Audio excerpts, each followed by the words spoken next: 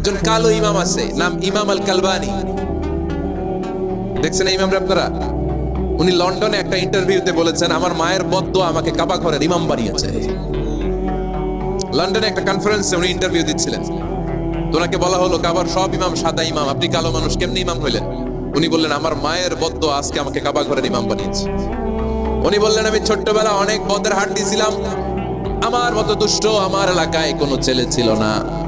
মানুষে গালাগালি, মারামারি, দুষ্টামি, ভাঙচুর, চেঁচামেচি, চিৎকার, বিশৃঙ্খলা আমার মতো কেউ বেশি করতে পারতো না। কিন্তু আমার মা ছিল অনেক বড় আল্লাহওয়ালা। আমার মা জানতেন আল্লাহর কাছে দোয়া করার কত বড় পাওয়ার। আমার মা যখন আমার উপর রেগে যেতেন, আমার মা জানতেন রাগের মাথায় বদদোয়া দিলে বদদোয়া কবুল হয়ে যাবে। এজন্য যখনই আমি বেশি দুষ্টামি শুরু করে দিতাম, আমার মা রেগে আমারে বদদোয়া দিয়ে বলতেন, আল্লাহ তোরে হেদায়েত দেখ, আল্লাহ তোরে কাবা ঘরের ইমাম বানায় দে। মা যখন রেগে যেতেন, রেগে মেগে উনি সব সময় বলতেন, আল্লাহ তোরে হেদায়েত দেখ, তোরে কাবার ইমাম বানায় দেখ। রাগে রাগে ভালো দোয়া করতেন। সুবহানাল্লাহ কইতে বললেন না?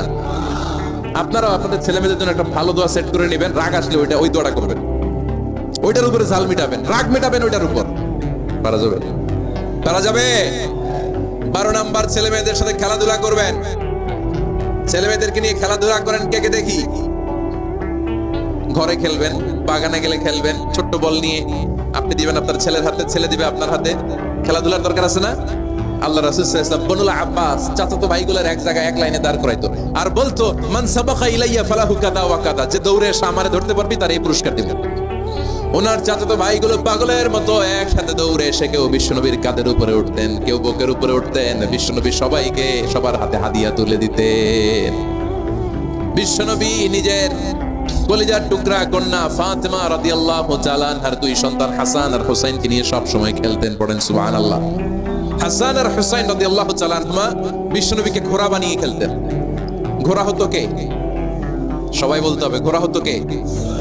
আর ঘোড়সাওয়ার কে? হাসান আর হুসাইন। বিশ্বনবীরে ঘোড়া বানায় এরা কান্দে উঠতো। আর বিশ্বনবী বাবরি চুল রাখতেন, ওই বাবরি চুল ধরে এরকম ঘোড়া ঘোড়া খেলতেন। সুবহানাল্লাহ পড়বেন না? মনে থাকবে বাচ্চাদের সাথে খেলাধুলা। 13 নাম্বার, কঠিন কঠিন ইবাদতগুলো বাচ্চাদেরকে ঘরে প্র্যাকটিস করাবেন। যেমন রমাদানের রোজা যদি রাখতে চায় রাখতে দিন। এই যে এপ্রিলে আসতেছে রোজা, অনেকে হুজুর পারবে না, ছেলে কয় পারুম, বাবা কয় পারবে না।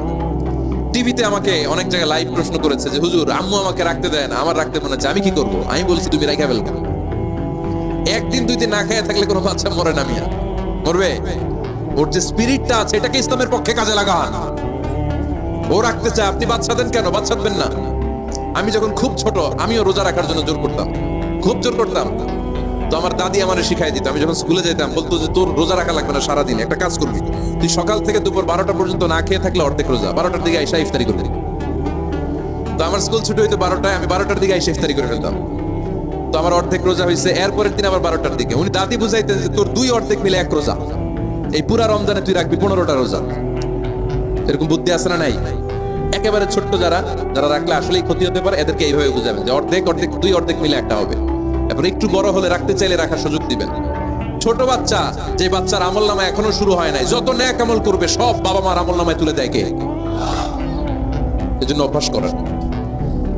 ডিসেম্বরে যখন স্কুল ছুটি দেয়, ফ্যামিলির সবাই মিলে রাতে ওঠেন, রাত 4টার দিকে তাহাজ্জুদের প্রোগ্রাম হবে। আপনি ইমাম, পেছনে থাকবে আপনার ছেলে, একেবারে শেষ কাতারে আপনার স্ত্রী আর আপনার মেয়েরা। পারা যাবে? আওয়াজ করে বলতে হবে ইনশাআল্লাহ।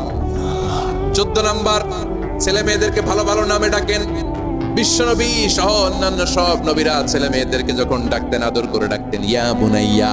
ইয়া বুনাইয়া মানে ও আমার কলিজার টুকরা সন্তান। ইয়া বুনাইয়া, হে আমার কলিজার টুকরা সন্তান। ফাতেমা রাদিয়াল্লাহু তাআলা আনহা যখন বিশ্বনবীর ঘরে আসতেন, বিশ্বনবী বলতেন মারহাবান বিবনাতি, ওয়েলকাম মাই ডটার। ও আমার কন্যা, আমার ঘরে তোমাকে ওয়েলকাম। মারহাবান বিবনাতি, হে আমার কন্যা, আমার বাসায় তোমাকে সুস্বাগত। সুবহানাল্লাহ পড়বেন না? আর ইমাম হাসানকে বিশ্বনবী ডাকতেন লুকা। যখন ফাতেমা রাদিয়াল্লাহু তাআলা আনহার ঘরে বিশ্বনবী বেড়াতে যেতেন, যেই বলতেন আইনাল লুকা, আইনাল লুকা, আমার পিচ্চি কলিজার টুকরাটা কোথায়? সুবহানাল্লাহ পড়েন। সুন্দর নাম ধরে ডাকবেন। 15 নাম্বার, বাচ্চাকে আগে সালাম দিবেন। পারবেন না? আপনি ভাবিকে দিবেন, ভাবি আপনাকে দিবে। ঘরে ঢোকার সময় একটা কম্পিটিশন তৈরি করে ফেলতে হবে, দরজা খোলার সাথে কে আগে দিতে পারে। আমার বাসায় কম্পিটিশন চলে, দরজা খোলার সাথে সাথে সবাই শুরু সালাম। আমি আগে দিল আমার মেয়ে বলে সেই সব সময় আগে দিছি। জীবনে এদের সাথে আপনি পারবেন না, এরাই আপনাকে আগে দিয়ে দিবে। আজকে থেকে এই প্রতিযোগিতা করা যাবে। ঘরে ঢুকে আগে আমাদের কি চলবে?